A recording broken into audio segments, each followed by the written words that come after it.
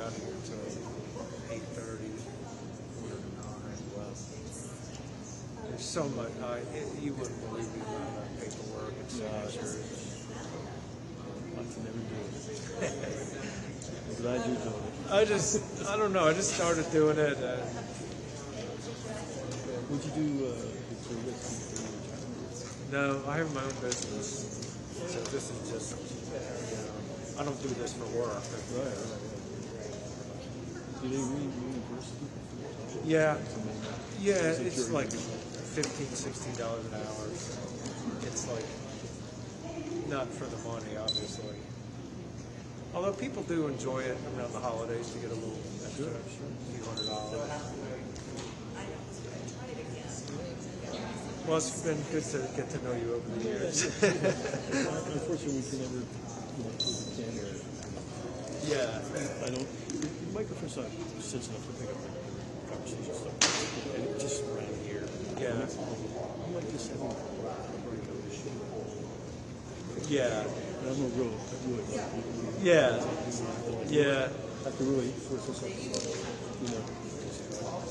Going to the zone. Yeah. But I like the shoots. For me,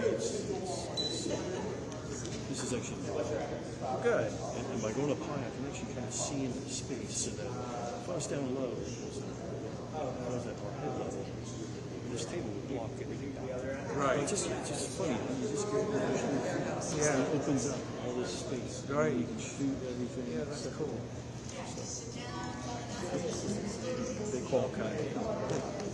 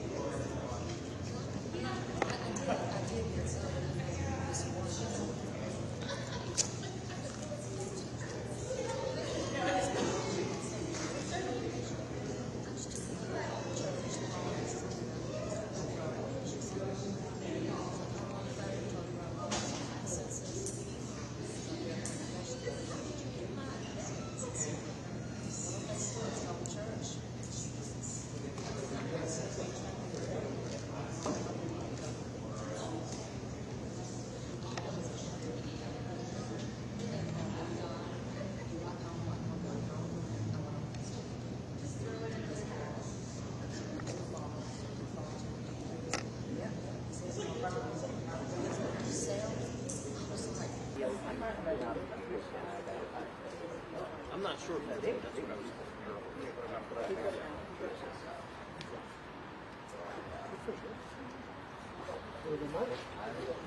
Yeah, I was at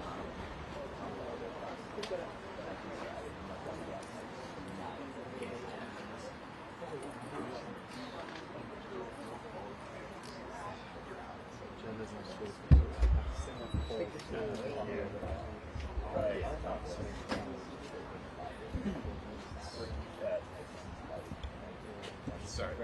Yeah. I won't. I mean, I'll move out of the way. Hello, can you guys hear me? We're good? Hello, can you hear me? Yes, yeah, thanks, yeah.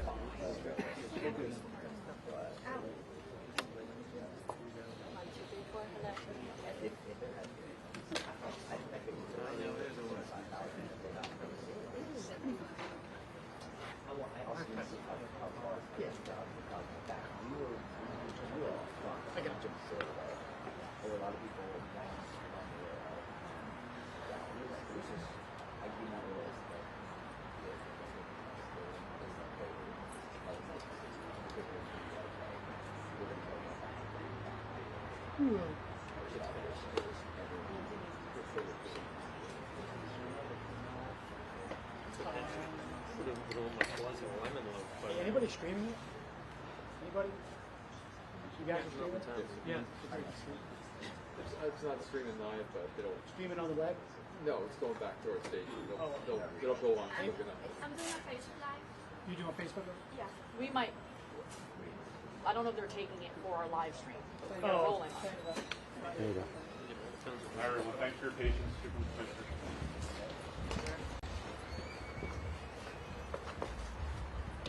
Over here.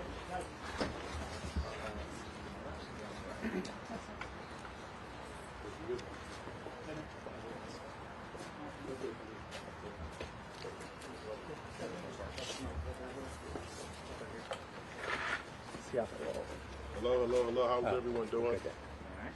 We had a beautiful day, beautiful election.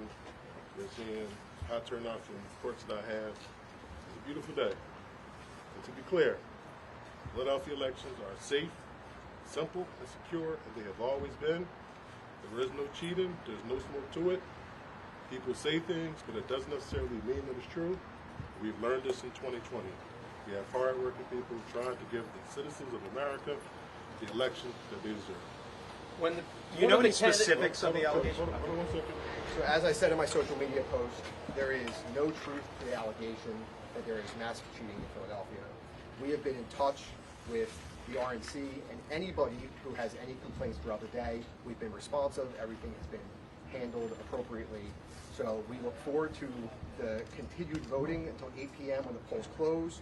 We also have ballots that still need to be counted inside the warehouse. How concerning is it that one of the candidates says that you're cheating, put Philadelphia on blast on his True Social? What does that say? Here's the reality. I mean, no one's worried, no one's concerned. We have hard-working Philadelphians who work on the election boards, who do the canvass. They're hard-working citizens. And again, that's an attack on the hard-working people who are honest. And we have evidence and proof to show that everything is on the up and up, and that it's always been. And again, we're not going to be here all the time just addressing whatever is on social media. We have an election that we have to run. So we actually ought to please respect that and let us finish our job. What do you want to say to Donald Trump right now? I don't want to say anything, Donald Trump. The only thing I want to say is us, citizens of Philadelphia, you're going to get the election that you deserve, and you have always been having accurate results and honesty. And we have great citizens here working to do their job. Do you Do know you what have any specifically he was specifics of talking the about? allegations? I mean, I saw something on social media. I mean, I saw it said something about he was cheating and all that kind of stuff. Again, that's not nothing new. I mean, this playbook has been played since 2020. We saw it, and we're going to do our job to give the citizens and give America the election that they deserve. Did you investigate We have time for one more question. We got to get back to work. One more question. And as we've done all day, if there are any specific allegations that would like to be brought to our attention, we'll be happy to look into them, and we'll make sure that we are as responsive as we can be. But until we see anything specific, there's nothing to do. Turnout? Do you have an estimate for how many ballots there will be, mail ballots? Thank for the you. auto count? So we don't have those exact numbers yet because people can still turn their ballots in until 8 p.m. Based on So previous. speaking of that, we're going to go back in and get back to work. But thank you so much. Thank you very much. Get back to work. So We'll be back out here. Ballpark it, yeah. Ballpark, I mean, it could be close to 200,000. Okay. Thank you. How's turnout then? About an hour and a half.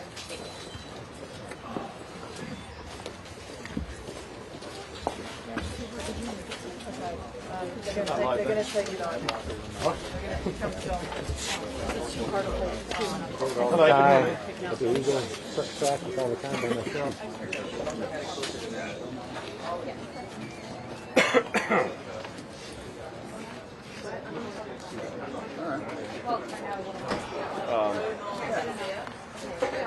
It's going to be our backdrop releases hit up.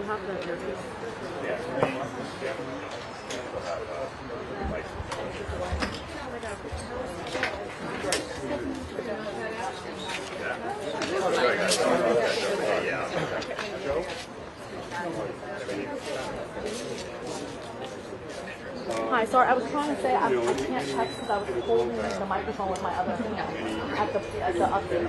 So, okay, back to the update from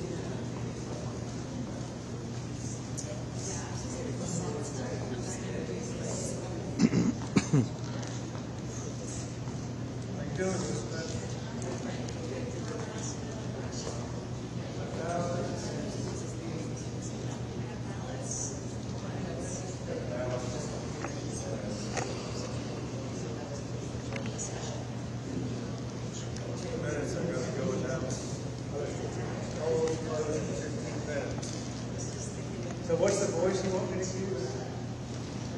Do something fun. Yeah, do that. What's that say?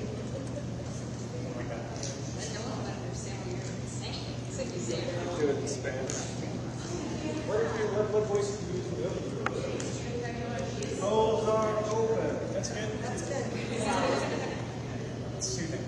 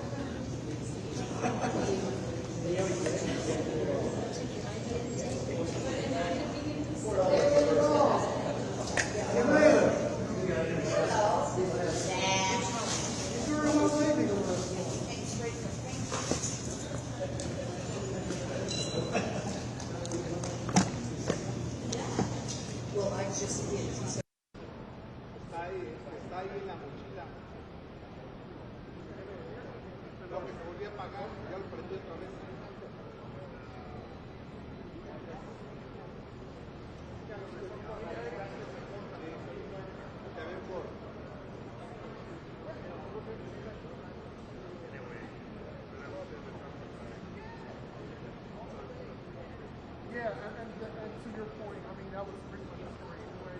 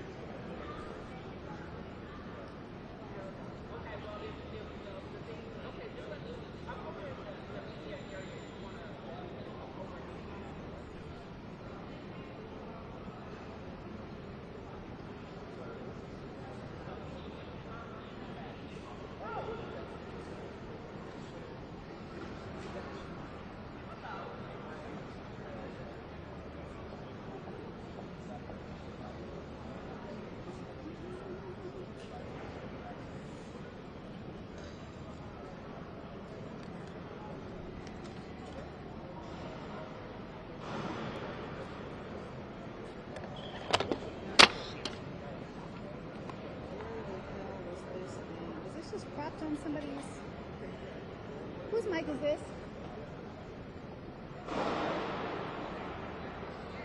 How was this on here? Was it just propped Yeah, it on was somebody's? propped on somebody Okay. else.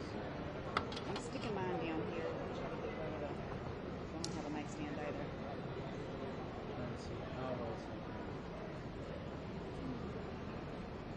Can you, where are you gonna prop yours? I just stuck it right Oh, here. is that it?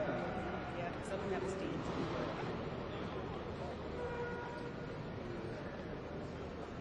Is that Al Jazeera? Yeah.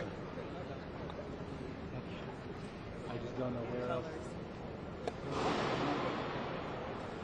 We'll be there.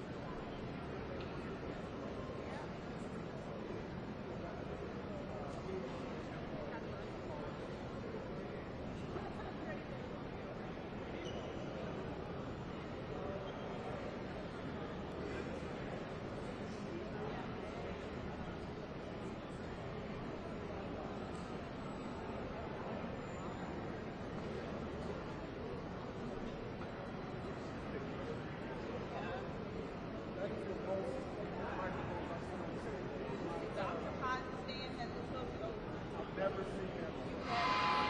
Not that many, no. You can't even put that enough. You can't even, you know, y'all taking it over. That's just podium over.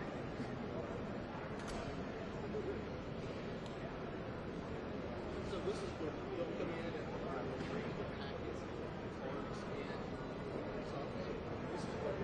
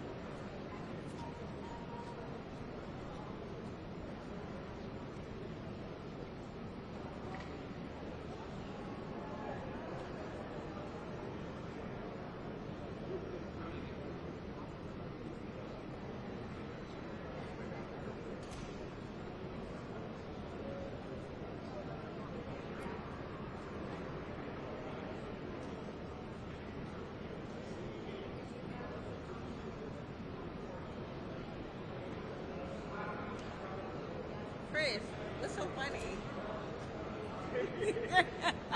Y'all over there, y'all really getting a laugh.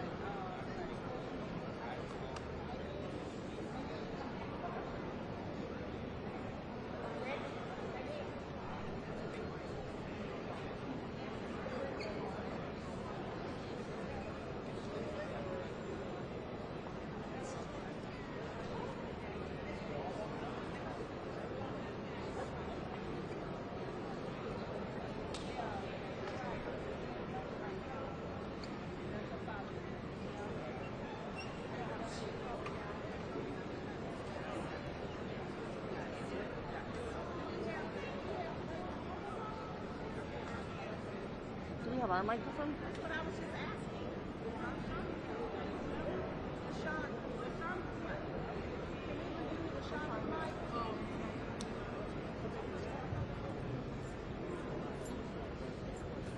Good evening, everyone.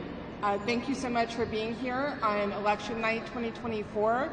We are here in the Fulton County Election Hub, and we are about to begin our evening briefing, our post-election briefing.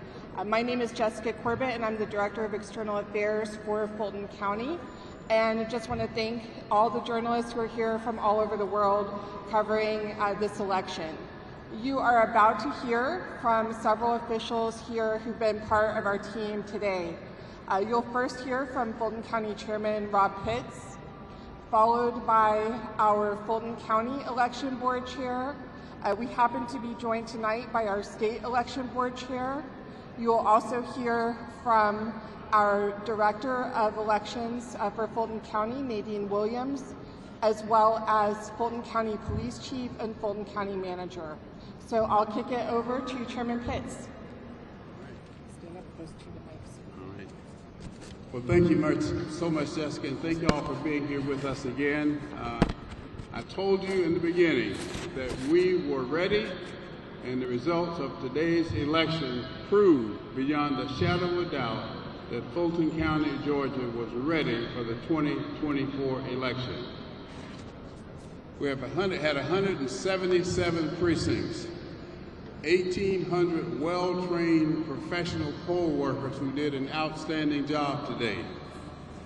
In this magnificent facility here, which I think is due in large part because if you recall, those of you who were with us in 2020, we were scattered all over the county, different locations. But because of the $30 million investment that Fulton County Board of Commissioners made, this facility has allowed us to consolidate all of our operations under one roof. And the result of that has been an outstanding 2024 election. I had the privilege of personally visiting 31 of the 177 precincts today, and I can report to you that I saw no unusual problems, no major problems whatsoever.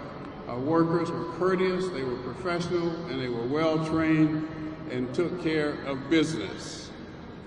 Now, we are aware that there were several bomb threats. Those threats were handled professionally by our chief, and you'll hear from him in a few minutes. As a result of that, 5 of the 177 precincts will be staying open a little later, meaning after 7 p.m., anywhere from 10 minutes to 45 minutes, based upon the time that they were closed. So I am personally well pleased, thrilled with the results of today's election, and I will give Fulton County, Georgia, an A for the great work that we've done. I'd like you to hear from the chair of our Board of Registrations and Elections, Ms. Sherry Allen. Good evening, good evening. Yesterday I said that you were going to see the best run elections in Fulton County, and I think you have. We did have bomb threats, we can't control criminal activity, but there weren't waiting lines. Things were resolved fast for voters. I personally went out to sites when there were problems and resolved them, talked to managers. I want to thank all of the poll workers, all of the poll managers, all of the monitors, all of the poll watchers, everyone who helped make this a safe, secure, transparent, and accurate election. Thank you, thank you, thank you. And I'm going to introduce the chair of the State Election Board, John Frevere. Well, I really don't do interviews, so I guess I'm going to do all of them at once tonight. My name is John Frevere. I'm chairman of the State Election Board. I want to talk about the great things that I've seen because over the last couple of weeks I've had a chance to go across Georgia, from South Georgia to North Georgia, and talk to election superintendents across the state and visit over 20 polling locations. And every one that I've been to, all I've seen is good things. I've seen some extremely dedicated poll workers, extremely dedicated superintendents and poll managers, and I am really optimistic that this may be the best election Georgia's ever held. Chairman Allen has invited me to see many polling locations in Fulton County. We went all the way from the north to the south, saw about 9 polling locations, and every one of them ran efficiently and effectively. The voters were happy, the poll managers were happy, the poll workers were happy, and when I see that happening, it makes you feel good. And the one thing a lady told me today when I was at a poll in Gwinnett County, she said, the people that are criticizing the way the polling's going, if they would just come work a poll one time, and understand all the checks and balances that we have in Georgia to make sure that it's fair and safe election, then they would understand that we do have fair, safe, and honest elections in the state of Georgia. And I want to thank the Secretary of State's office. They've done a great job with that.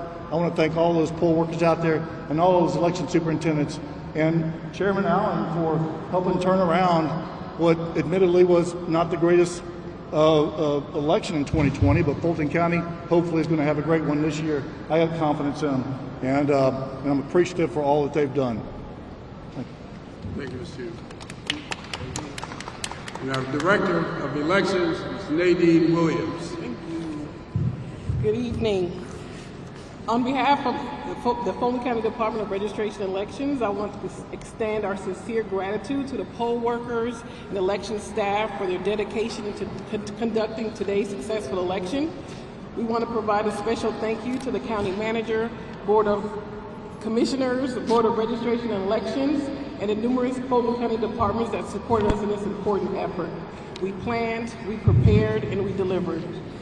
Today, over 92,000 voters cast their ballots, adding to the 417,000 who participated in advanced voting, and more than 26,000 absentee by mails that were accepted.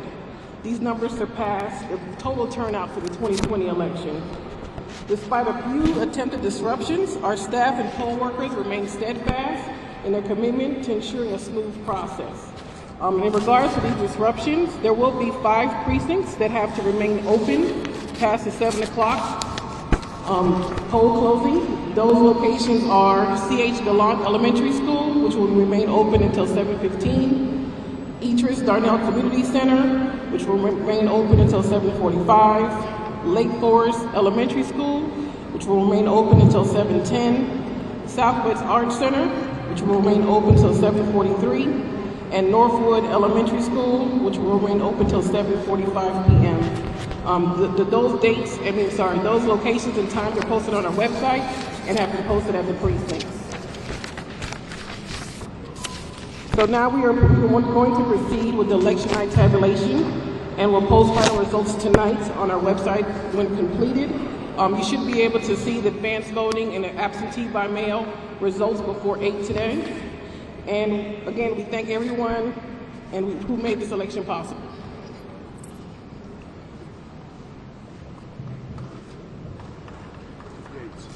All right, now our police chief of Fulton County, Georgia, Chief Yates. Good evening. As I told you yesterday, we had 177 voting locations that we put. Hold it up. Is that better? Good evening.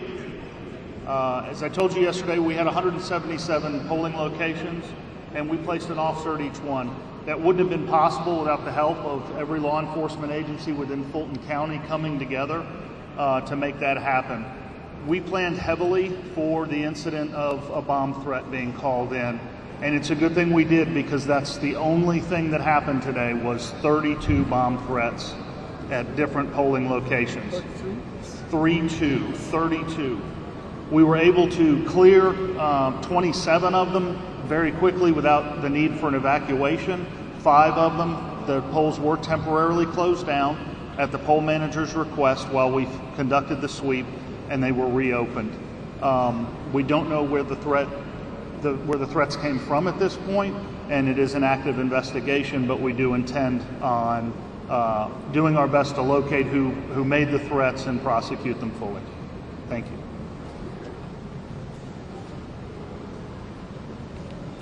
Now, County Manager Dick Anderson. Thank you, Mr. Chairman. So I just want to wrap up at least 4 questions by telling you how much preparation went into tonight and today and all of the advanced voting. Starting in 2020, we began a whole-of-government approach. While the tip of the spear is Board of Registration and Election, it involved every aspect of Fulton County with a clear expectation set by our chairman and the rest of the board that we would have a tremendous experience for voters and a free and fair election, which we've obviously accomplished. Everything that went into it, from this building that you stand in, to the technology that was used, to the processes that were planned and practiced, to our leadership. And I want to give a special recognition to Nadine Williams, who has led our efforts and done a terrific job. I also, of course, want to recognize Chief Yates for his efforts working with every municipality and all the police chiefs across Fulton County to provide the safety and security necessary today. Thank you. Thank you, Chairman Post, for being our MC again today. This time we can take a few questions. Yes.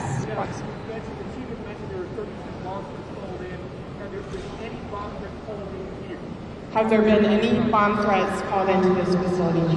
Say it again. Have there been any threats called in for this facility? Not yet.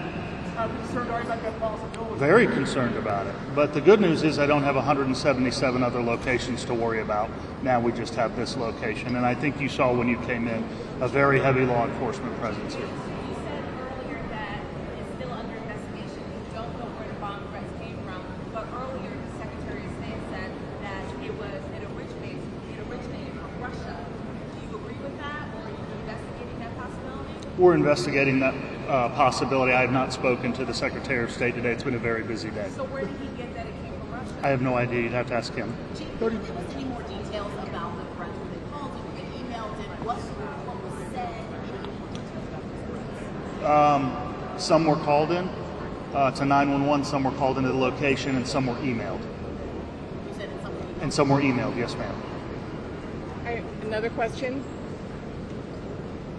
Question? All right. That's it. Great, wonderful. Were all 32 polling locations evacuated? No, they were not. 5 were evacuated. Just for clarification, the 32, that was just Fulton County. That wasn't the entire state. Yeah, that's just Fulton County, but they weren't all in one location. They were in all but 2 of the different cities within Fulton County, so they were all spread out throughout the county.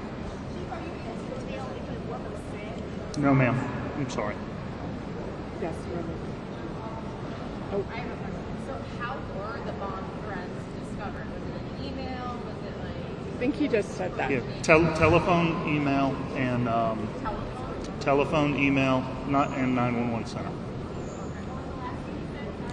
The 911 center received some, the locations received some, and some were emailed. So how soon are these locations? Are you guys having security there throughout the night? Is there like the security at... You mean after the election's over? No, I'm talking about all throughout the night. Since there were bomb threats called into these locations, are you going to hang the security there throughout the night? No, ma'am. I spoke earlier today with Georgia NAACP President Gerald Briggs. He mentioned that it appears that the threats that he's heard from local officials, including some of the Fulton County commissioners, the threats were concentrated in districts and precincts that have higher concentration of black residents. Any thoughts on that? Is that accurate? Do you think that it was targeted towards areas that have a higher concentration of black people? Happened in every city in Fulton County. I don't know the concentrations or the precincts, what they I just don't know those. Yes, ma'am. One.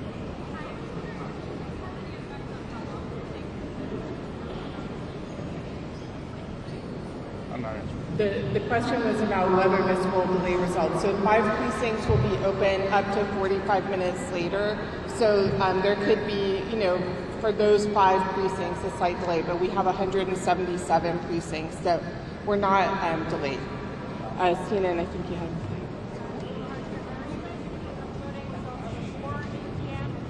Will be the first round of results will be uploaded around 8 p.m. for early voting and absentee ballots. So it's not 8 o'clock on the dot, but those early, you saw us processing early voting locations this afternoon. Those will still be uploaded this evening.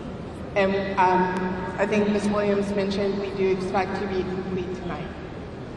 Do you have any details on, we're told that there are the 32 that were in Fulton County, there were other bomb threats called in DeKalb or Net? We couldn't speak to other counties.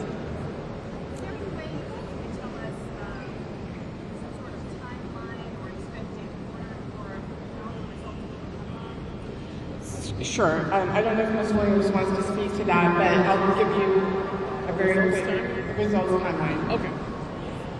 So by 8 o'clock, before 8 p.m., you will see all of the advanced voting totals uploaded, as well as the absentee by mails that were received on Monday. So all that will be uploaded by 8. As far as the 177 locations this evening, they're being transported from 7 different locations. One of them is here where managers will turn in their memory cards. So those will come in increments, and our goal is to have everything uploaded hopefully by 11 p.m. But you'll see it in increments, and we'll display what's, when it's arriving, we will make an announcement. I'm sorry, we're trying to upload all 177 locations by 11 p.m. if we don't have any delays. But as they arrive, we will make an announcement, and you'll see the precincts that are arriving on the display board.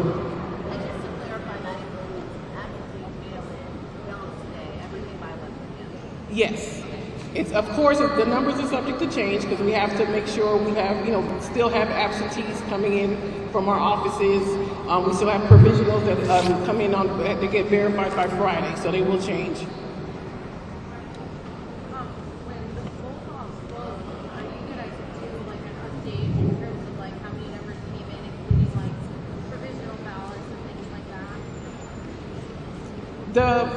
There's a new platform by the Secretary of State called Enhance, so we have to see the details on that to see exactly what it displays, but you'll be able to see exactly what precincts have arrived. Does that distinguish for provisional ballots? No, it does not. So how do you know how many provisional ballots? The provisional is not due to be verified until Friday. Those are Friday by 5 o'clock. So they'll be verified on Friday, but we'll not see the amount, like how many? No. No, those are not posted on the election results. All right. Thank you all very much. Have a great night. We need a new, better sound system. No, we are not planning any additional briefings. We will announce, just quickly announce, hey, we're done, so it's clear, but we are not planning any additional briefings. It's gotta go. It's terrible. Yeah. I know. I think they used a different one, a different system that was set up. I actually need to give this back to you.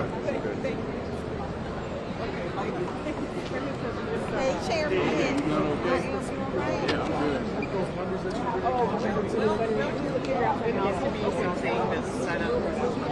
Yeah.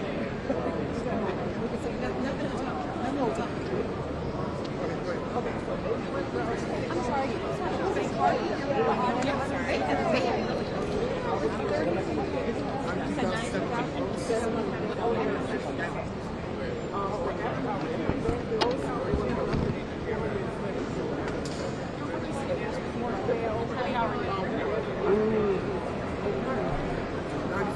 $92,700 election day.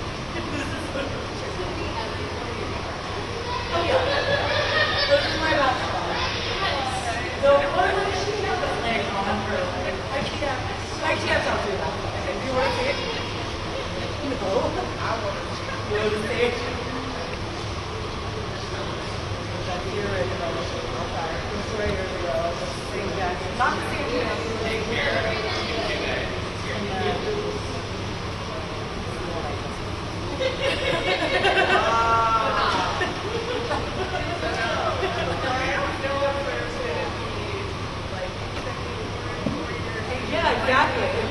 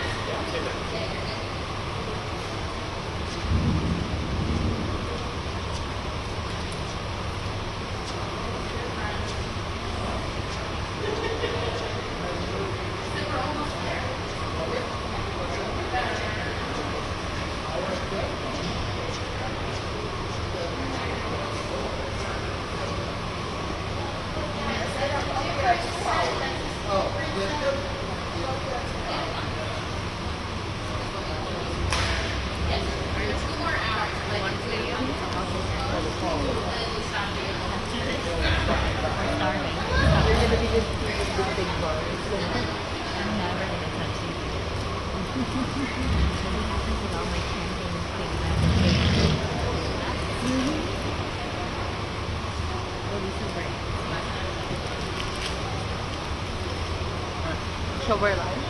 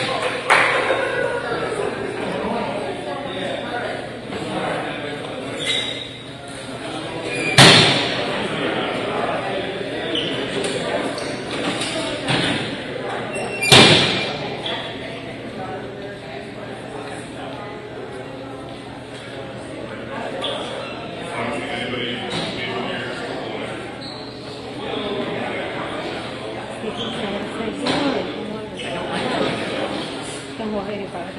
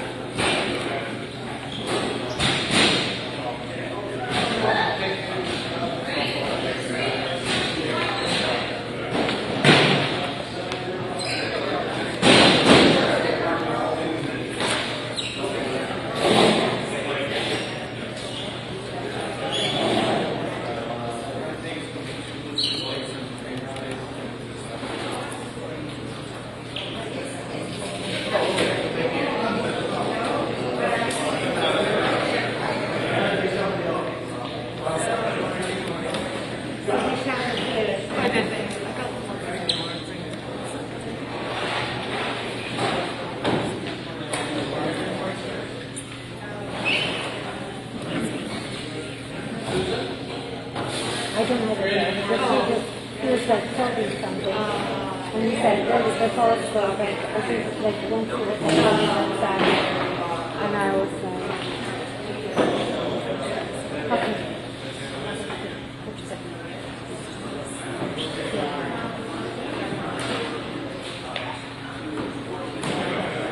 So, yeah, that's nothing done. So what's the byline?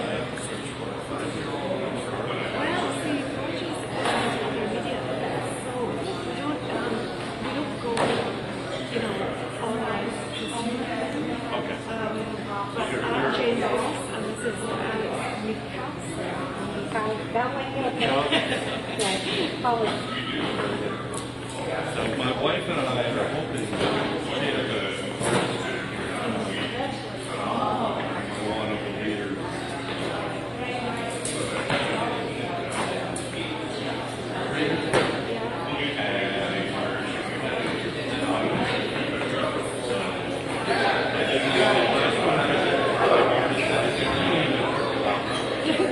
But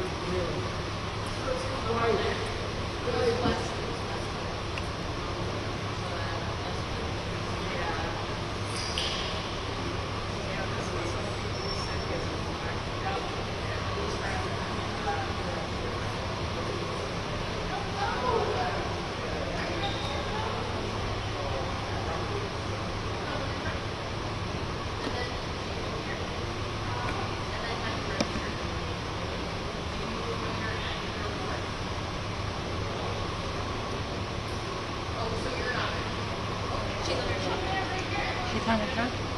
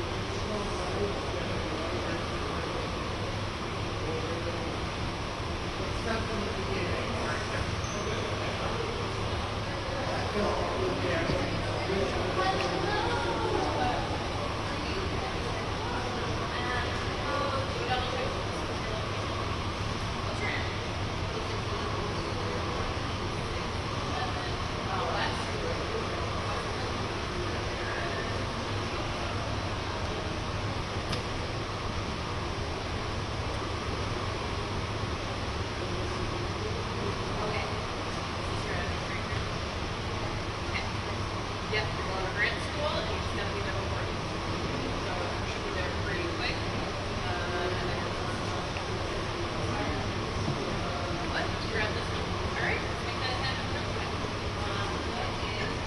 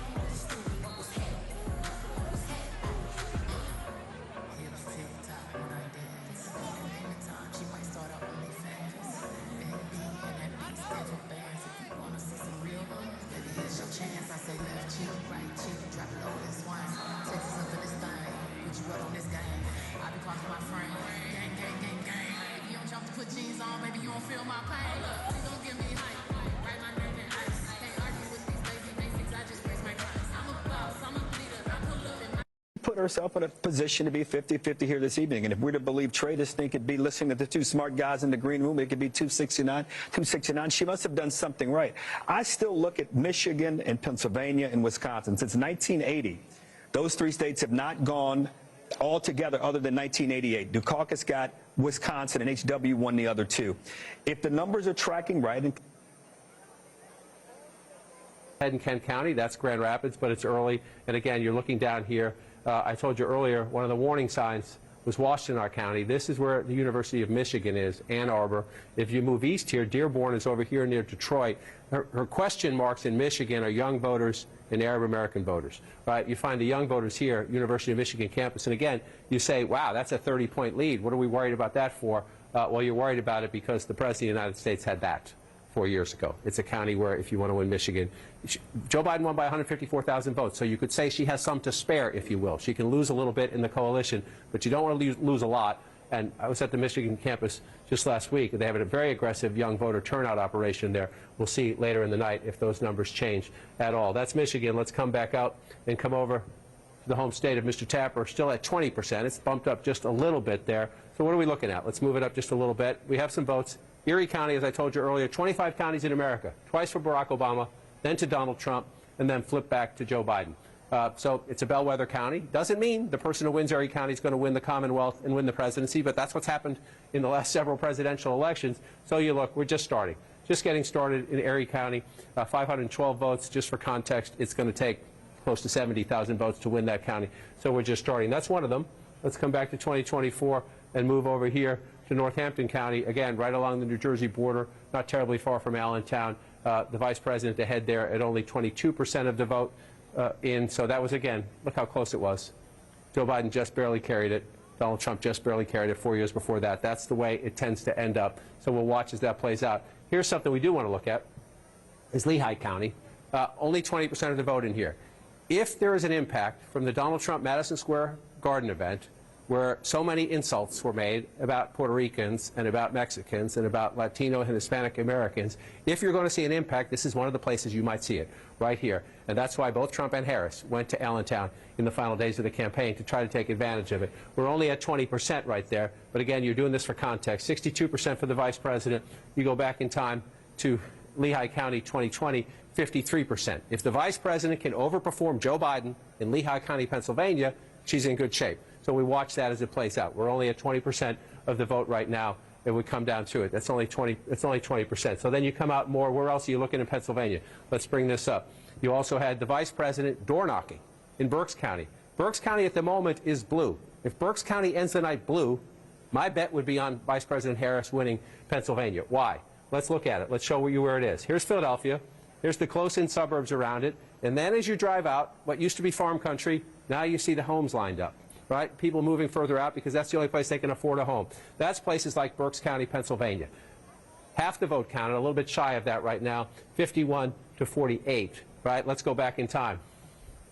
That was a 53% county for Donald Trump in 2020 when he lost Pennsylvania, and it was a 53% county in 2016 when he won Pennsylvania. So if you're the vice president of the United States, you're keeping an eye on this one. If you can keep this blue, your chances to win the Commonwealth are improved dramatically so. Spent a lot of time there over the last year. It is interesting. You found a lot of Nikki Haley voters there, a lot of Reagan Republicans who don't like Donald Trump, who were kind of tormented about voting for Trump or voting for Harris. So we'll keep an eye on that one there. Then you move out here. This is the number 2 in the Commonwealth of Pennsylvania. Allegheny County is Pittsburgh and the suburbs around it, the labor vote, the blue-collar vote.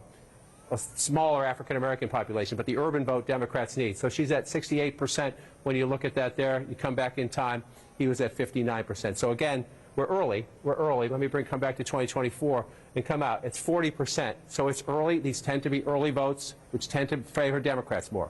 So we want to wait and get more to see if that's contextual. At the moment, she's outpacing the President of the United States in the Commonwealth of Pennsylvania in some key places. We will see if that holds up. The flip side. Pick one. Cuyahoga County, along the border, northern border of Pennsylvania. Donald Trump getting 71% there, half the vote is in. Again, this is Donald Trump's secret, just runs it up in small rural counties across America, 75%. So keep an eye on that. It's early. We're still counting votes right there. But is the Trump base turning out in the same math numbers in a place like Pennsylvania? He needs to run it up in places like this. There's Bradford. Again, it's only 5% reporting, 75%, 71%. Again, even in these small rural counties, the early vote, there's not a lot of Democratic votes there, but a lot of it comes out in the early votes, if you're following along, when they count it. So let's be careful to not make any projections, any tough, lasting cement analysis, I guess I'll call it, but we'll keep an eye on that as we go through the Commonwealth of Pennsylvania. Virginia, every time I come out, I wait to see if Virginia's going to flip back. We're still at 59%. The lead has narrowed somewhat. This would be a shocker. Joe Biden. With an estimated 12% of the vote counted in Michigan, still very early in Michigan. In battleground North Carolina, Donald Trump in the lead. 50.7% of the vote. Harris with 48.1% of the vote.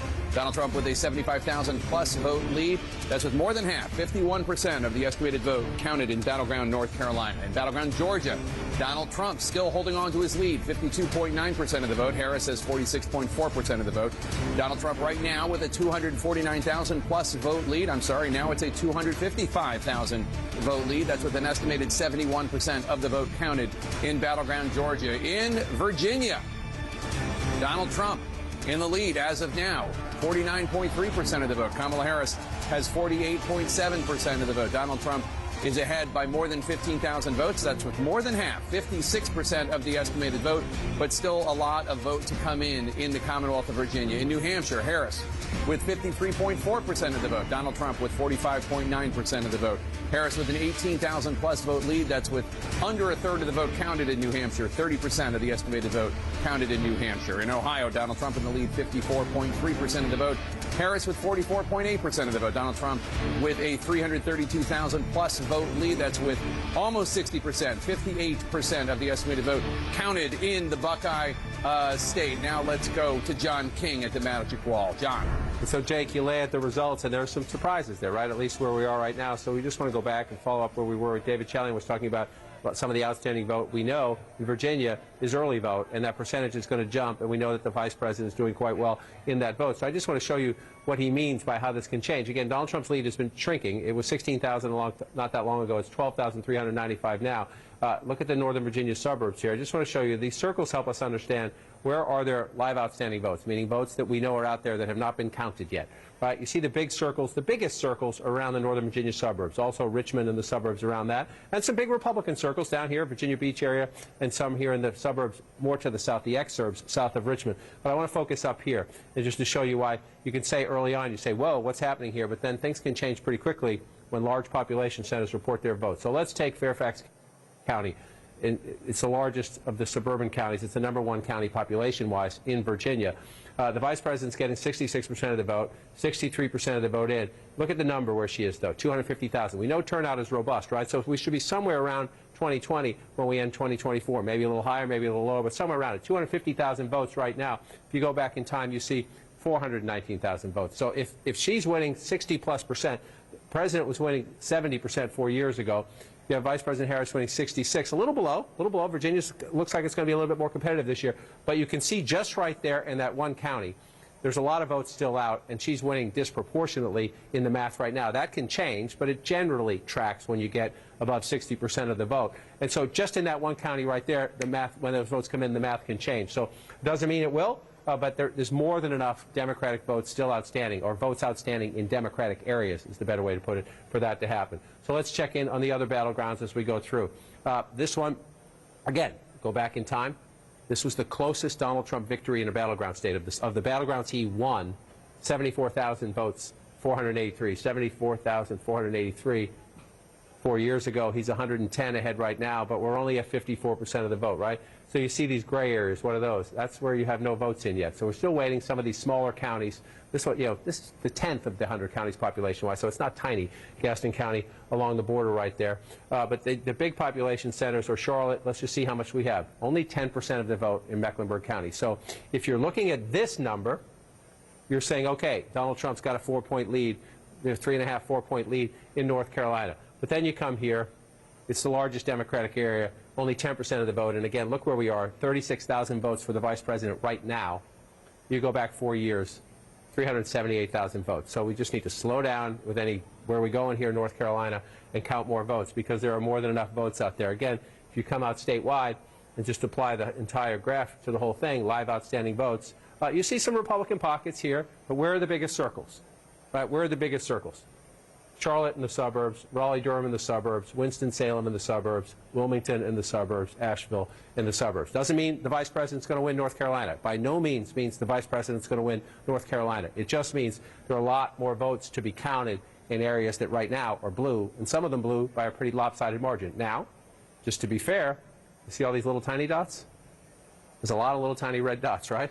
They're not going to match the vote count here and here, but there's a lot more of them, right? So when you come out and you just take a look, again, I'm a broken record sometimes, but this is the wonder of Donald Trump. This is how he runs up the math. 72% there, only 25% reporting there, but 72% in Rutherford County, right down here along the border here. Let's just go back in time and take a peek. 72%. Donald Trump is consistent. He is the constant in this race. In most places you look, he's getting what he got in 2020. He's getting what he got in 2016. He's pretty constant and pretty consistent. But 24,000 votes there with 72% 4 years ago. And so then you come forward there, we're only at 25%. So again, if it comes in around the turnout of 4 years ago and it stays at that percentage, there's a chunk of votes there and in many of these other small rural counties still for Donald Trump, which is why we count late into the night and sometime into the morning. He gets small margins, but you add them all up, 20, 15, 20, 30 rural counties, you match them up against the one urban county, that's how you get a battleground state. Let's pop down to Georgia. We come down over here. This one here again.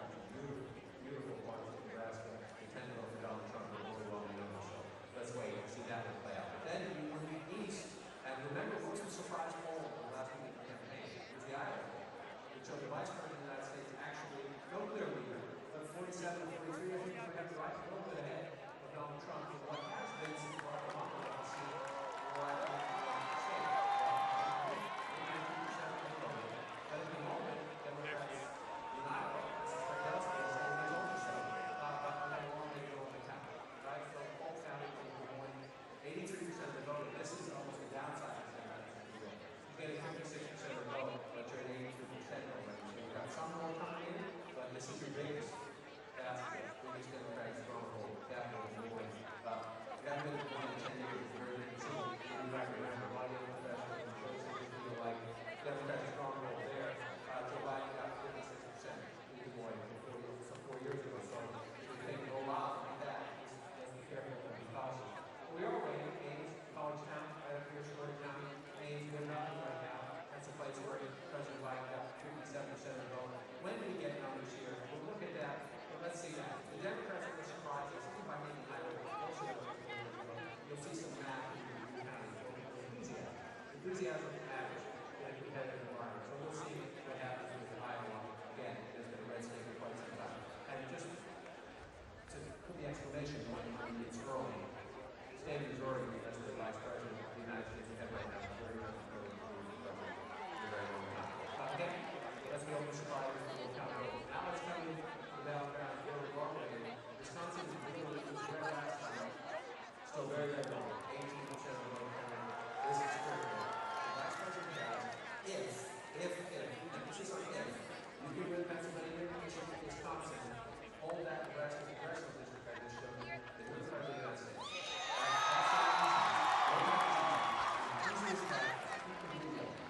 Pennsylvania, Michigan, Wisconsin. Well, let's move up Wisconsin so we get very low. He's ahead right now for only 18% of the vote. Again, John's broken record tonight, but I want you to look up all the gray areas. And I just want to remind you, in most of them, not all of them, but in most of them, you're in rural Trump. So as you come back from the 2024 map, and you say, the Vice President's ahead, that's where you want to be. You want to be ahead. You've got a long way to go. So what are we looking for? I'm going to do this in reverse order. Because of the questions about the overall turning out, whether what happens to the White House, whether this will go out, whether the Hamas policy would impact the turnout. 38% in Dane County, that's the University of Wisconsin. Absolutely essential for any Democrat in Wisconsin. Run it up here. Not just in the percentage, with the raw math, but let's look. 38% of the vote. It's a long way to go.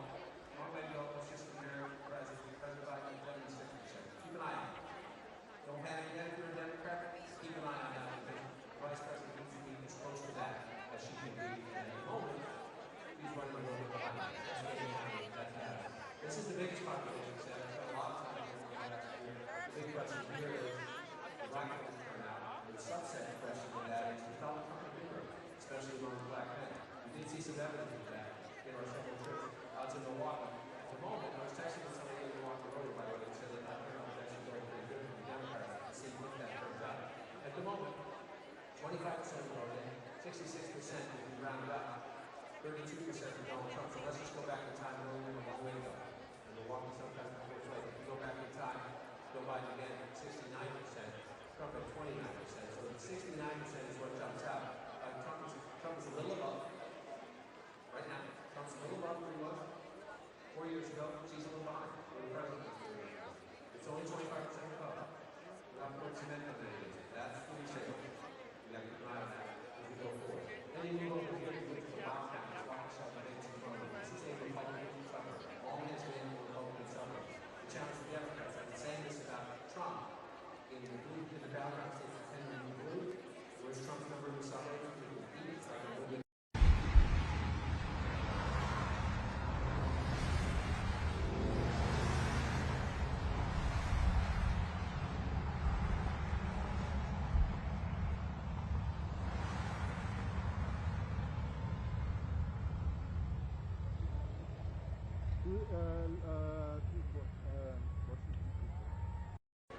History here in the mid-wall. Harris is leading right now. That's Texas. We got a lot of local count up here, but I'm laughing at it. 23,000. If you look at that right there, Joe Biden won this state in 2020 by 20,000 votes. 4 years before that, when the crack blue wall became president, Donald Trump won Wisconsin by 22,000 votes. That won Wisconsin. It's a state that didn't hang around the margin of 20,000 votes. That's why that's somewhere in the earlier that shows put up 39,000. Shut me up. Then we go to the count. That in Wisconsin, very early there. Let's come over now to Michigan. Let me come back to that. See that? If they stay that way, it's early. It's early. Don't call your phone. Don't make any bets. Don't pop the champagne. You see Pennsylvania, Michigan, Wisconsin. right? Especially if you're looking at a map of North Carolina and North Carolina red. They're not done either. They're not done either. But if you're a Democrat, you're kind of should be nervous about this, then you should be optimistic about that. So let's take it away and see what I mean by that. I don't want us to start to go left. Up to 32% Pennsylvania, long way to go. Long way to go. Let's look check out where we are. Philadelphia, still at 26%. You get Philadelphia over 50%, and we can start to understand what the map is elsewhere as you go. Again, you see most of the rural areas filling in for Trump. That's his strength. That is his strength in Pennsylvania and one of the states. Let's come up here in Michigan. We're still only at 14% in Michigan. And we have our first vote out of the county. We're at 1%. So that's not likely to happen. The question is where is it going to go? This one's more interesting. Macomb County, again, 506 votes. Trump wants to Philadelphia, still at 26%. You get Philadelphia over 50%, then we can start to understand what the math is elsewhere as you go. But again, you see most of the rural areas filling in for Trump. That's his strength. That is his strength, and Pennsylvania is one of his best states.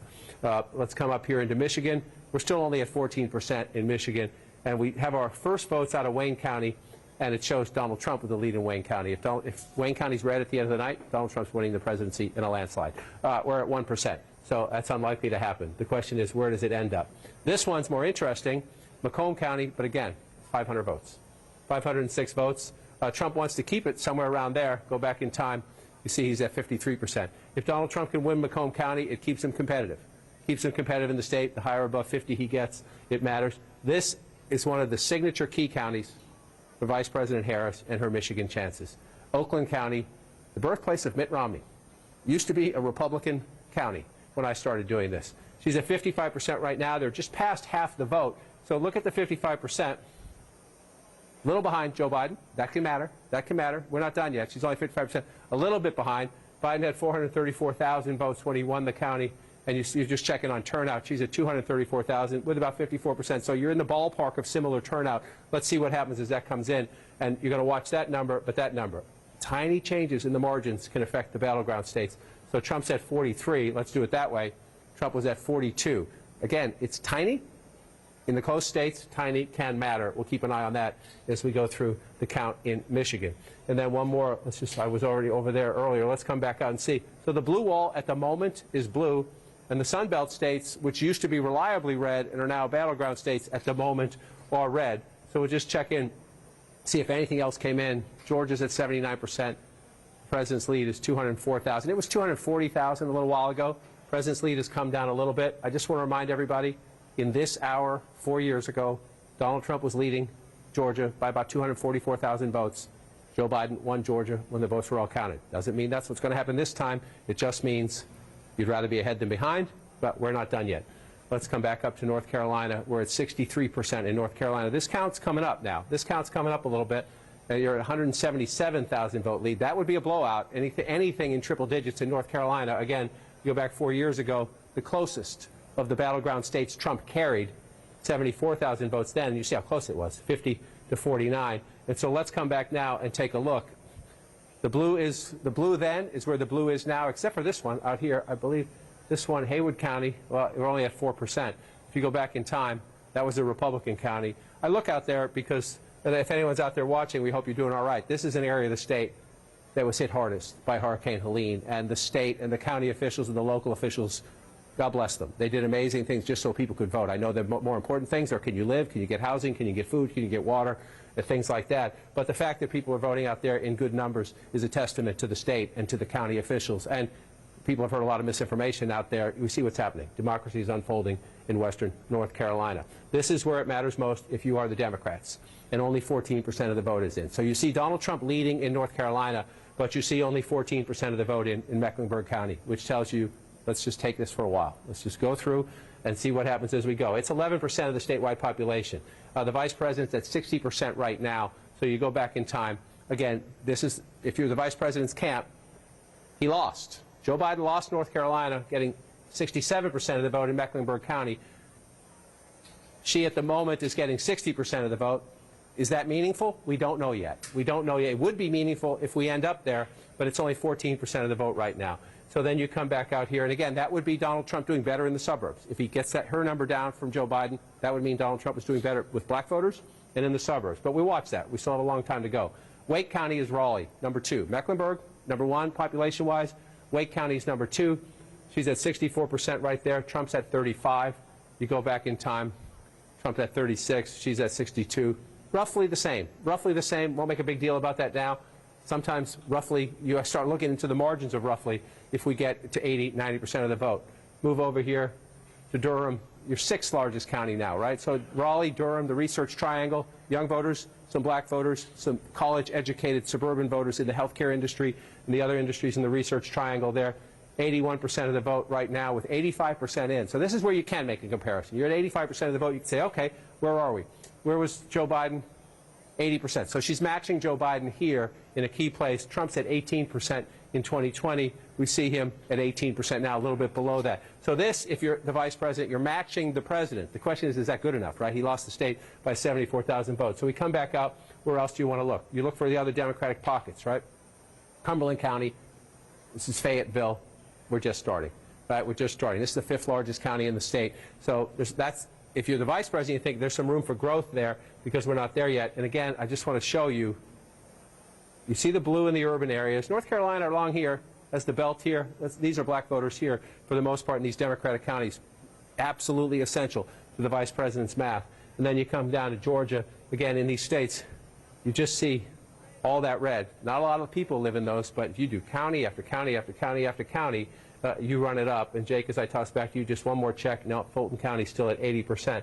So the Georgia math, we still have the biggest population center where we're waiting to see some key results. All right, John, as we stand by for the next poll closings at the top of the hour, here's an update on the race to 270.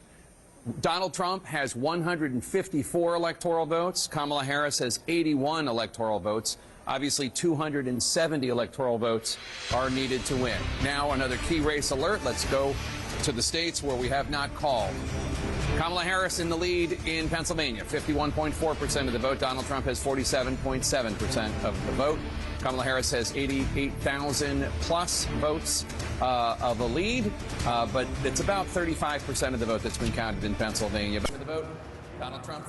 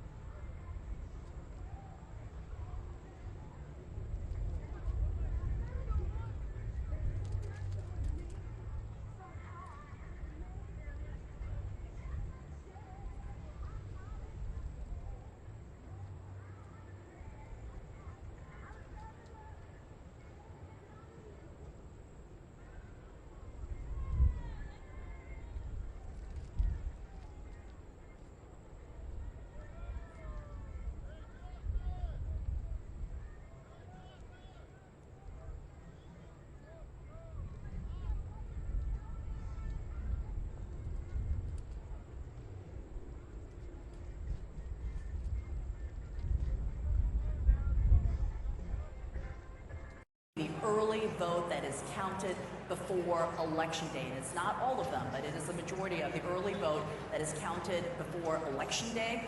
That is what we are going to know in just minutes. We are watching to see what is happening. And the sense that we are getting, Jake, from all of the election officials we've spoken to here in Maricopa County is that they are overwhelmingly pleased that there hasn't been major problems here in this county. Things have gone relatively smoothly. Yes, there have been some small issues here and there, but overwhelmingly, they say this has gone fairly well, and they are really looking forward to continuing to keep that going as they go throughout the night. After that first report, Jake, we are expecting to hear further reports as that in-person vote from today starts to come in, Jake. All right, Kamala in Phoenix, Arizona, big battleground out west. David Chalian is exit polling from Nevada. David, what are you learning about Nevada voters and the issues that they're focused on? Well, the democracy and the economy are battling for that top spot. 33% of Nevada voters in this election, Jake, say democracy is the most important issue to their vote. 32% basically say the economy is most important. Then that is followed by immigration at 15%, abortion at 11%, and foreign policy down in single digits. Your family's financial situation, is it better or worse than 4 years ago? A plurality, nearly half of Nevada voters say, 48% say it was worse than 4 years ago. It was worse today than it was 4 years ago. Only 22% say it's better than 4 years ago. 29% say it's about the same. Undocumented immigrants in the U.S.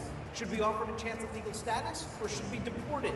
54%, a majority in Nevada, side with the Harris position on this, offered a chance of legal status.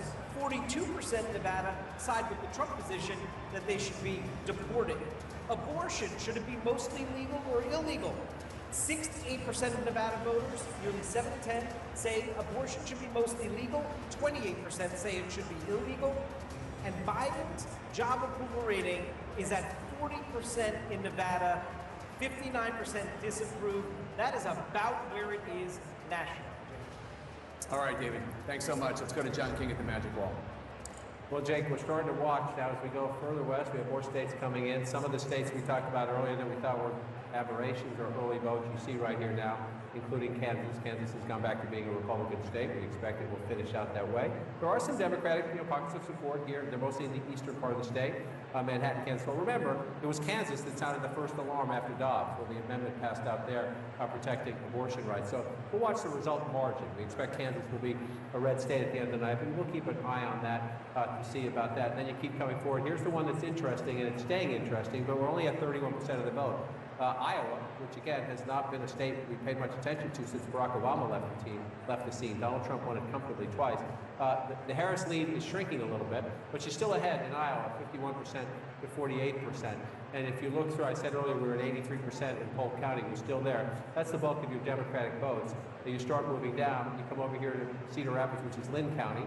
You're only at 34% of the vote here. So there's some business to be done in terms of Democratic votes for the vice president in what is an interesting state. If this one is competitive, it would be a surprise. And election night surprises are always interesting.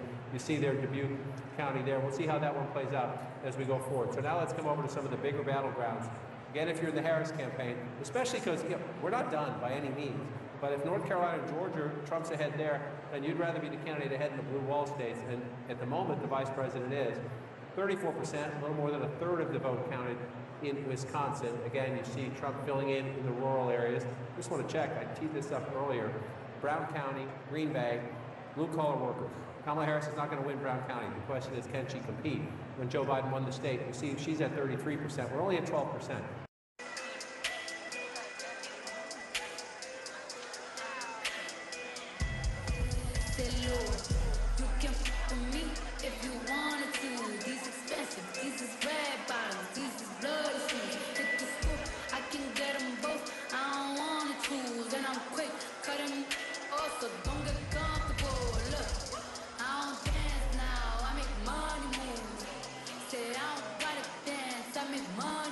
If I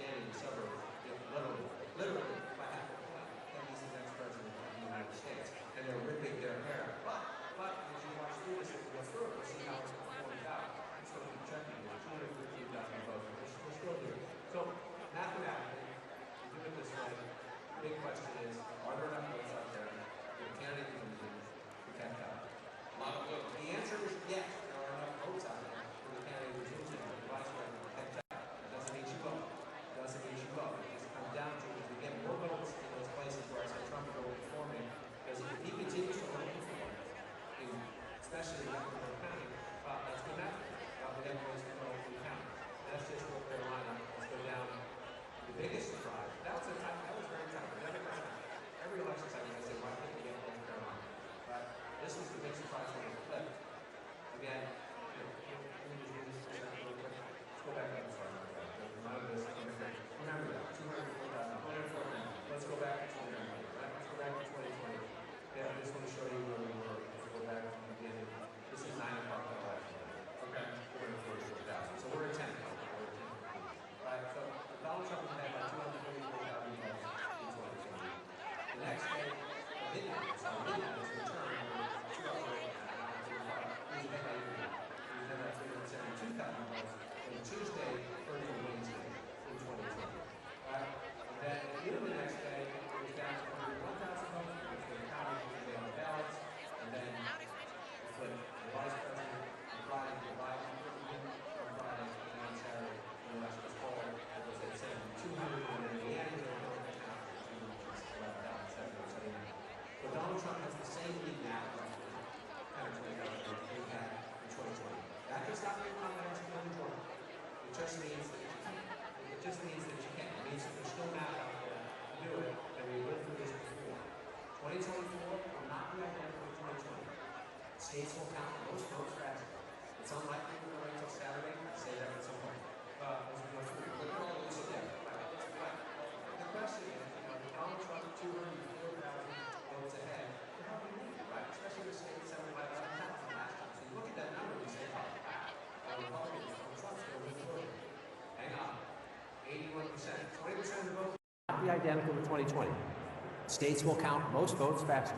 It's unlikely we're going to wait till Saturday. I say that with some hope as we go through. Look at all the blue. Yeah, right. Look at all those big bubbles. The question is, with Donald Trump 204,000 votes ahead, it's a healthy lead, right? Especially in a state settled by 11,000 last time. So you look at that number and you say, oh, wow, the Republicans, Donald Trump's going to win Georgia.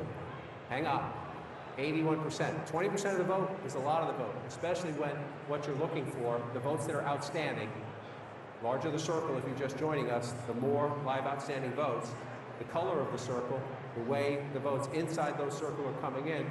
So Jake, you can look at this and you could say, you'd rather be Donald Trump, you'd be ahead, but there's plenty of opportunity for the vice president to make up that ground in battleground Georgia, Jake. All right, John, and we have some projections for you now.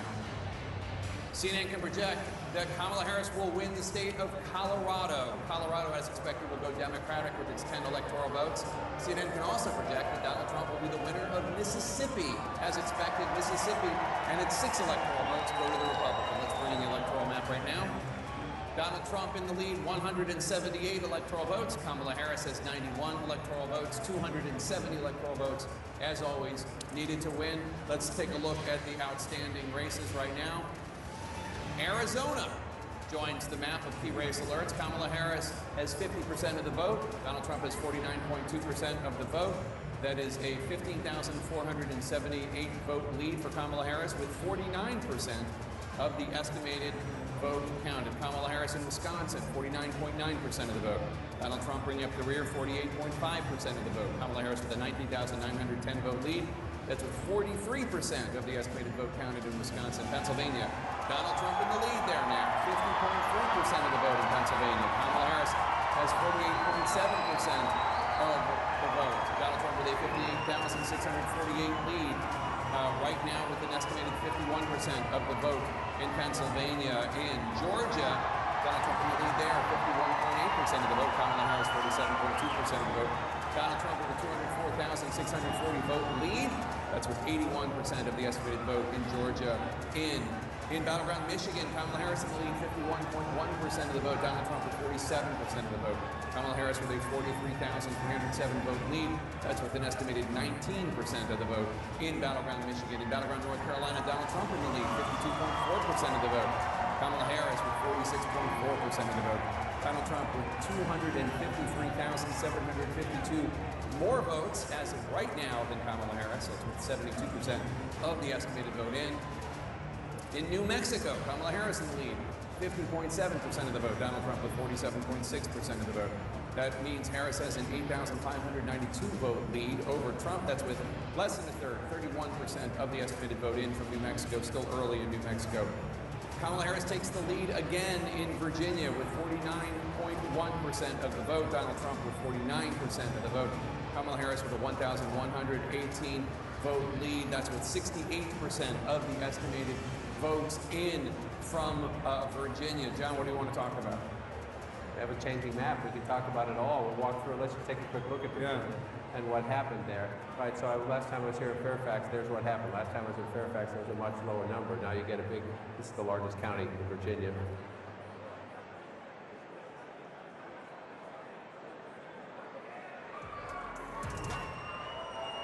Final counting from Milwaukee until tomorrow. 8 p.m. vote cast. Pleasant Drive winning 23% Black and Latino.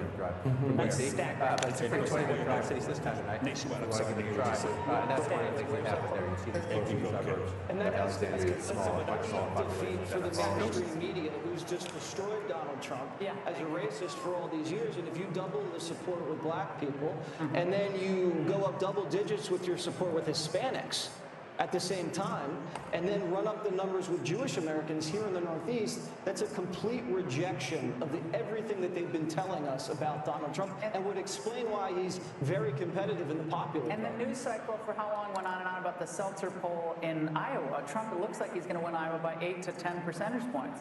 Well, Seltzer. I don't remember what it was called, but it was like he was going to lose Iowa. I mean, it made no sense. Treasurer, let's go back to Pennsylvania really quick. I know you're in Wisconsin, but can you just go to Pennsylvania? I sure can. And this is... I'm going to come back to this. It's a fascinating story. It's happening in Wisconsin, okay? So go ahead, Brett, with your question in Pennsylvania. Lackawanna County. This is Lackawanna County. You got it. Let me come back to current day, right? It's 2024, isn't it, guys? Yeah, I do believe, okay? So... I'm kidding. So this is Lackawanna. This is Scranton. Okay, so she's got an edge. Go ahead. She's got an edge of 51%. The 2020 vote for that. Okay, I'm going to do something here, and you're going to see a slide come out. All right, so you guys got to remember these numbers. All right, versus 2020. Here is Biden's number. So she's about. You do the math. 2.5 points below what Biden did, but she's winning the county too, and that's Scranton. Can I just show you guys something that I think we need to pay attention to? This is Wisconsin. All right, so you get your Fox Insights going here, okay? We talked about Dane, we talked about Milwaukee. What about Green Bay? That's Brown County, all right? Right now, with 46% of the vote reported, in Brown County, which is Green Bay, Trump's up 3.6 points at this time of the night, okay? Take this off. We'll move down here to Outagamie. All right, he's up 1.8 points higher than he was 4 years ago. Take that off. This is Winnebago, right? Trump is up 1.3 points at this point in the vote, higher than he was 4 years ago. And, you know, when you're analyzing the state going into this election, those are three of the counties you're looking at where he's trying to, like, drive the numbers up. And he's able to do that. And so this is where we sit. You know, 0.5 point. And not for nothing, guys, but sorry. Come on back here. Not for nothing. But Robert Kennedy has racked up 8,000 votes in Wisconsin. And 2020 in Wisconsin, we'll get it here. Yeah, I got you. 20,682. Maybe it matters, guys. Or maybe it doesn't, but it's just something to point out right now. When we come back, I'll take you to Michigan. Some things happening there as well. Fascinating, too. Back on.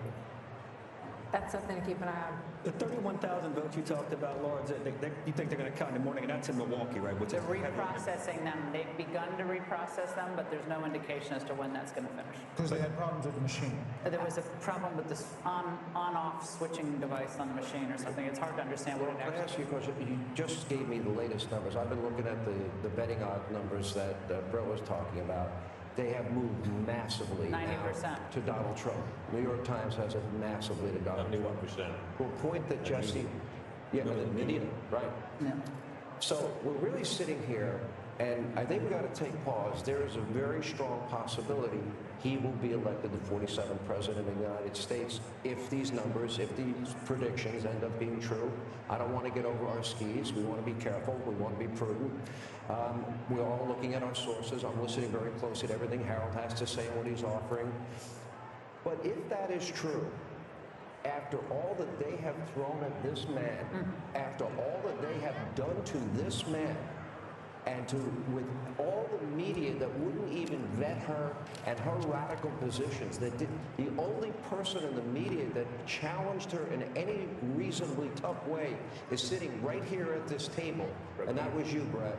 And to think she never had to answer why she doesn't think we should say radical Islamic terrorism, why she wasn't asked about supporting a bail fund, 574 riots in the summer of 2024, or co-sponsoring the Green New Deal, or saying no private health insurance, Medicare for all, or sex change operations for, illegal immigrants. What will this say, Brett, about legacy media in America? It's dead. Look, well, the decline of its influence has been evident for years. This is proof of it.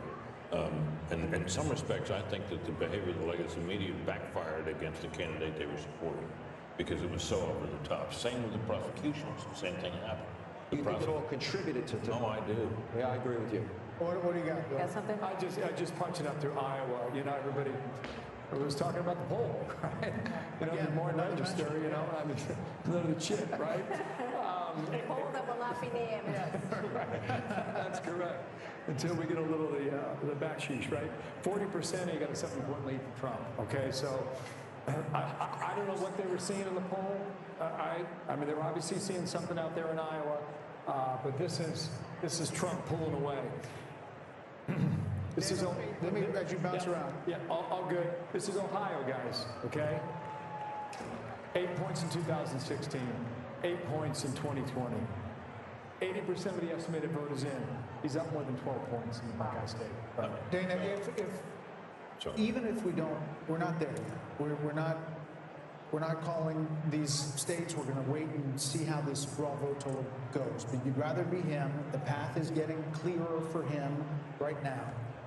To Sean's point, even that he's here at this moment, from January 7th, 2021 until now, is probably the biggest political phoenix from the ashes that we have ever seen in the history of politics. In the days after January 6th, I remember sitting, I think, with you, Brett, and I said, this guy, Trump, he's radioactive. Republicans have turned against him. They want rid of him. They want him. He's an obstacle. He's a problem. And I thought, no, I didn't think a political comeback by him was possible. I would say. And yet here we are. He's the toughest son of a gun I've ever seen. Ever. I mean, all he's had thrown at him, I mean, I'd be in an insane asylum.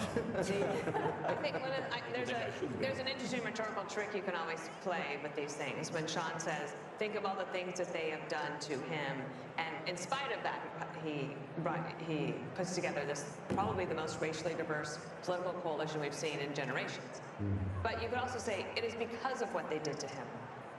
And turn that around. It's not just in spite of it. Like, yes, he's a tough guy. He's That's a great point. energetic, but it could be because of that.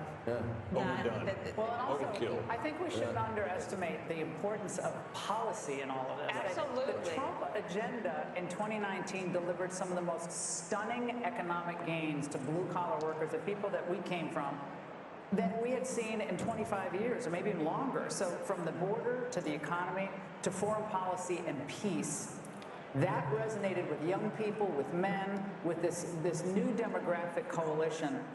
And I think it's not just the greatest political comeback of all time. If these trends continue, a big if, but if, it will be the greatest comeback, I believe, in history, because this man was counted out and called every name in the book. They want to put him in jail tonight. If they could, they would put him in jail. And I hate to get ahead of ourselves, but if he does win and the numbers hold up, and the popular vote is what it is, he would have a mandate. He would have a diverse, winning coalition that he would then be able to govern with. The House. He would probably have the Senate. Maybe he doesn't have the House. But that mandate would have to be respected. So it would be up to Democrats and the media to determine how's their posture going to be towards a seemingly very popular president who's had the greatest upset victory, followed by the most controversial election, folled by the greatest comeback victory we've ever seen. So we shall see. Yes, we may have this conversation several hours from now. But listen, the primes. I call you the primes now. 7, 8, and 9. The Avengers. Thank you very much. Thank you guys, great coverage. Have fun. Fantastic to be together. Thank you so much, guys. Have fun. It was great. The vote count is underway. More results coming in. We're tracking it all as Fox News Democracy 24 marches on.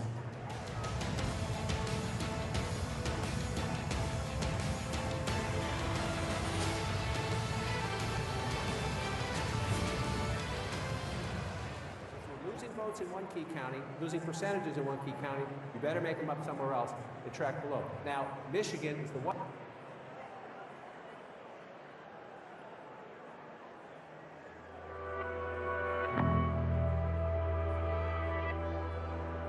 state. Come back to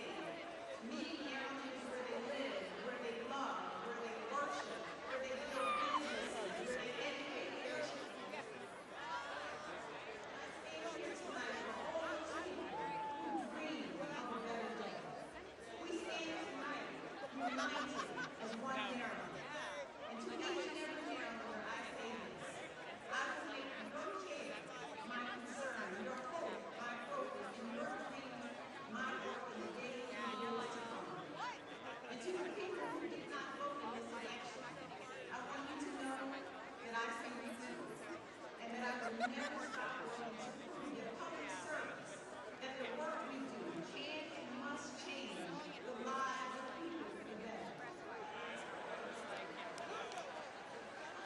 And lastly, I stand here tonight for my North Star, for my reason for being, my incredible daughter, Alexandria.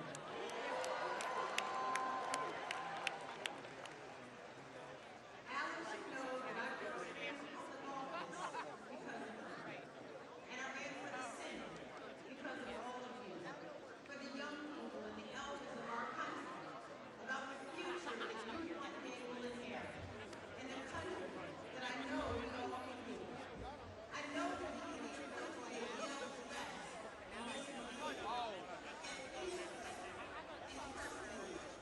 Where we use humanity in each other before the hateful word.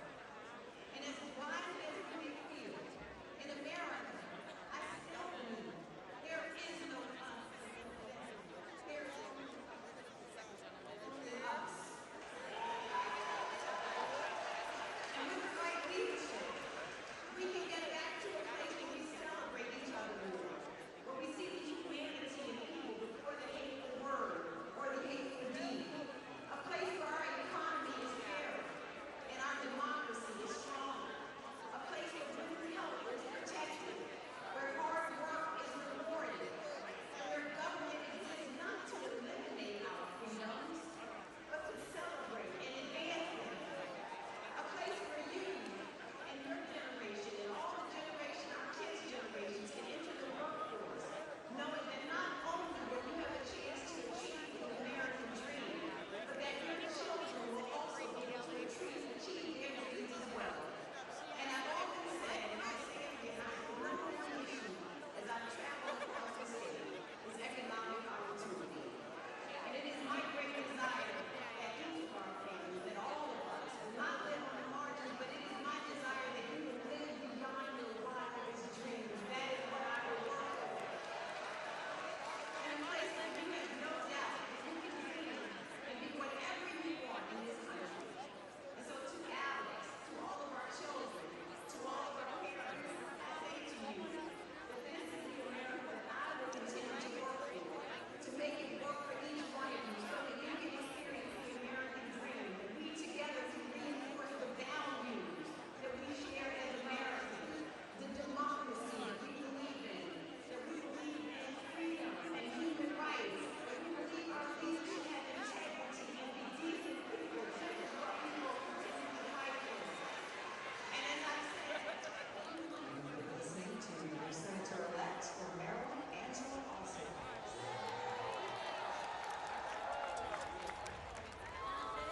I can see the stars all away from here. Can't you see the glow on the window pane? I can feel the sun whenever you're near. Every time you touch me, I just melt away. Everybody asks me why I'm smiling from ear to ear. But I know, nothing's perfect, but it's worth it after I've been through my tears. Finally get back to you're the one I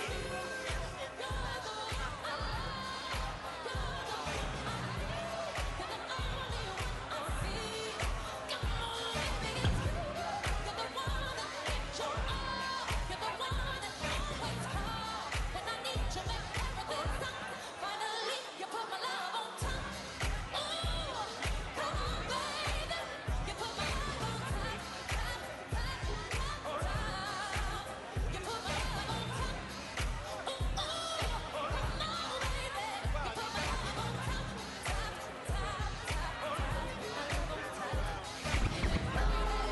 I can feel the wind blowing past my face as we dance the night on. And boy, your lips taste like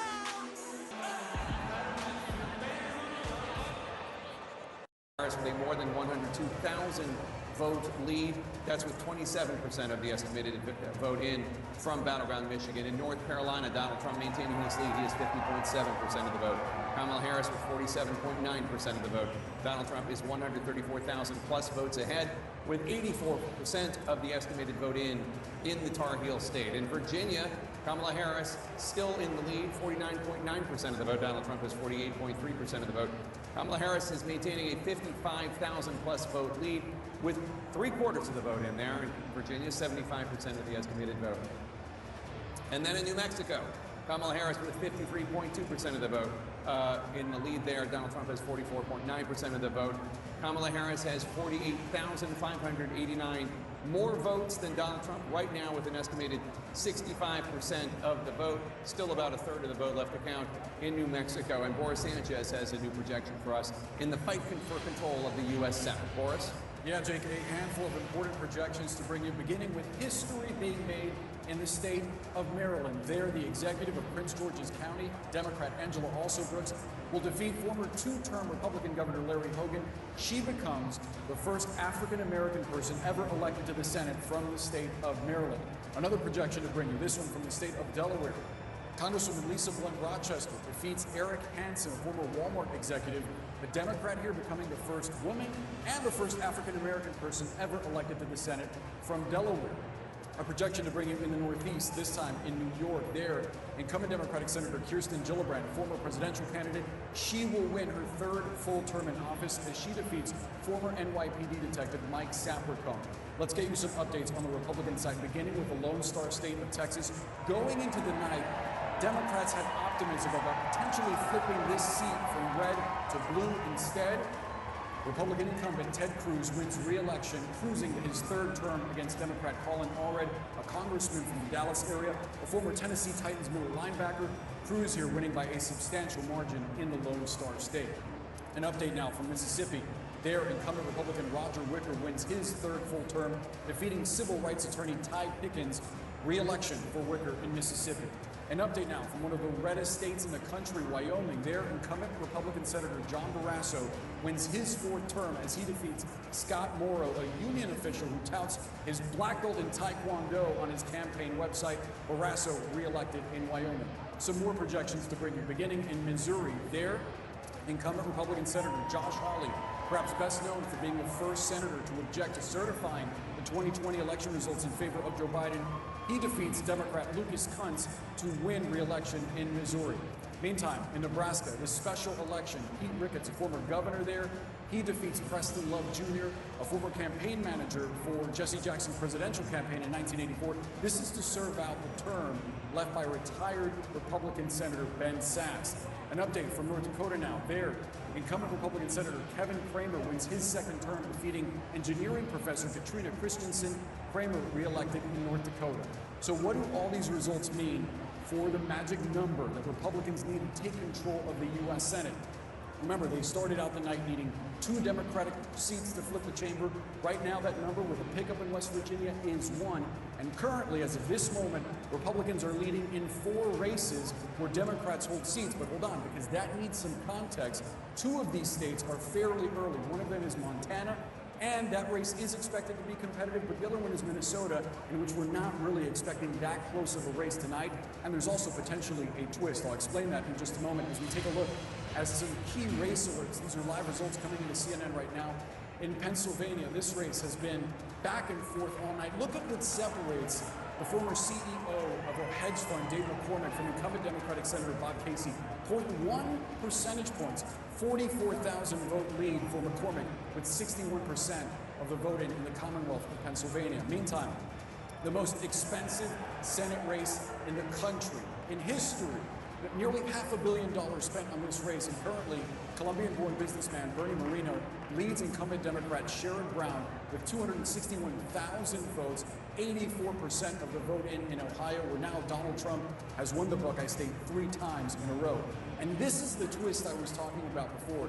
No one expected this Senate race in Nebraska would be this close. We have Dan Osborne, an independent, who has not said which party he would caucus with. In fact, saying that he would caucus with neither party. Right now, he holds a 10,000, almost 11,000 vote lead over incumbent Republican Deb Fischer, 48% of the vote in there. If he wins, it could change the math a little bit for what Republicans need to take control of the Senate. Let's step back and give you a look at the balance of power. The raw numbers: Democrats hold 35 seats, Republicans 48, again with that one pickup of West Virginia. But there are 17 seats still up for grabs. You need 51 for control of the chamber. The Nebraska race is fascinating. The presidential race is moving west right now, and we are counting down to 11 p.m. Eastern. That's when a total of 78 electoral votes are on the line. Most of them are in California. Polling places are about to close there, and also in Idaho and Oregon and Washington State. Kamala Harris is counting on Blue California to push her closer to the 270 electoral votes needed to win the White House. Let's go back to Abby Phillip at Harris campaign headquarters. Abby, you and Jeff have been talking to people inside the Harris campaign. What are they telling you? Yeah, Jake, let me just give you a gut check here about what we are hearing here as we've been sitting here reporting from the Harris headquarters. And I think the operative word right now is silence. There's not a lot being said because the Harris team appears to be searching for bright spots in the map as these results very, very slowly come in. Searching for bright spots and also a lot of movement. Some of it we've talked about on our air, but the big numbers there, Latino voters, that is something that they really worked at this cycle. They believe that in 2016, Donald Trump won the election on the back of working class voters. They believe he could win the election this time around on the back of Latino voters, particularly Latino men. Now, one thing to watch, Arizona and Nevada. What do those numbers look like? He specifically, in Nevada, reached out to Latino voters. They were trying to launch their coalition for Hispanic voters in Nevada. They believe that this could actually carry him in that state, which obviously he did not win in 2020. He didn't win it in 2016, but they do believe that if he wins it in this cycle, it is because of Latino voters. Yeah, they feel very good about him improving his standing with those voters from where he was, not only 2016, but 2020, Kristen Holmes. And Jake, I should note, a sign is you're always just kind of looking for moments and to read the tea leaves, see what they mean. We're told that partygoers who were at Mar-a-Lago, where Donald Trump still is right now, are now filtering in here to the party at the convention center. Of course, it remains to be seen if and when Donald Trump himself shows up here, Jake. All right, Caitlin and Kristen, thanks so much. Let's go to John King at the Magic Wall. John, what can you tell us about Georgia right now? So let's look at battleground Georgia. First, let's just look at the entire map and look at it out. There's a lot of red on that map. A lot of red on that map, and that tells you right now, with a lot of votes to be counted, this map looks a lot more like 2016 than it does like 2020. And you know at home what happened in those two elections. But we're not done with the count, so let's look in Georgia. Right now, the former president leading in Georgia by 136,000 votes and change at 51% to 48%, 89% in. So when you get this close to the finish line, you're saying, what's left, and is it enough? Isn't it enough to overcome 136,000 votes? So let's start with that, and let's look at where our live outstanding votes are. The bigger the circle, the more votes still to be counted. The color of the circle, how the votes coming in that area right now. So you do see a lot of big circles in Atlanta and the suburbs, down here in Savannah and the suburban areas around that, Columbus, Georgia down here. You see some pockets of Democratic votes that are still out. They're large pockets. That's a lot of votes. And if they come in big numbers, we'll see how significantly the vice president narrows that gap. You also see a lot of these little blue dots. They're not done in the rural counties in Georgia, and that matters too. Because yes, if you get a big basket of votes, in Cobb County is at 95% though, so you're not going to get a ton there. Fulton County is at 90%. It's the largest population center, so 10% can be a lot of votes because of the population center. This is the one we're waiting the most on, Gwinnett County, but they're up to 72% now. And then we'll come down here and look at DeKalb County. They're at 89% now. So we have more votes to come from in this circle of Atlanta and the suburbs around it that are blue, but we also have more votes to come from in some of these counties out here. That one's at 94, that one's at 95, that one's at 98, that one's at 92. So you know, you got a lot of the vote in these places. So Donald Trump still has some votes to pick up in the rural areas. The question is, how big are the vice president's advantages in the Democratic areas where votes are still out? When you're down by 136,000 votes, with 89% reporting when those votes come in, not only in Atlanta suburbs, I just want to check down here in Chatham County, they're only at 36%. So again, if you're in the Harris campaign, Abby and Jeff are exactly right. They are scrubbing the books now. They're looking at their data projections. They are calling people in the states. They're trying to find out what happened here. How many people turned out? We're getting 60% of the vote at 36% counting. How many more to get? And are they all ours, or are we splitting these votes? That gets frantic in campaign headquarters at this point of the night when you're trying to figure out, is the math possible? I would say as you pull it out, yes, the math is possible, but you'd rather be Donald Trump right now in Georgia than the Vice President of the United States. So let's look at North Carolina, another of the Sun Belt states. 145,000 votes ahead. That's almost twice what Donald Trump won North Carolina by 4 years ago. 85% of the vote in. Same test. What's the outstanding vote? Again, smaller circle now in Mecklenburg. I'll go there in just a second to see. That was a little bit bigger earlier in the night. That's the largest county. Mecklenburg County is Charlotte and the suburbs around it. Out here, in the Raleigh-Durham area, still a lot of votes to be had. Fayetteville area, a lot of votes to be counted. But again, look at those little tiny dots, right? Not a lot out there, but all those little rural counties add up for Donald Trump. So let's just come out and check where we were talking about. Right here, Cumberland County, that's Fayetteville. Only 21%. So this is where, if you're the Harris campaign, when I was in those Georgia counties, they were at 75%, 80%, somewhere in that ballpark. That gets you nervous, that gets you jittery. Here, you're still jittery because you're losing, but you know there are a lot more votes out there. This is the second largest county in the state, Wake County. They're up to 82%, so you're starting to get a little nervous there. You're looking for places, that's 94%. You're looking for places that are your color, that's 95%, that are in the 60s, in the 70s, or the 30s, right? This county, it's not as much population, but at least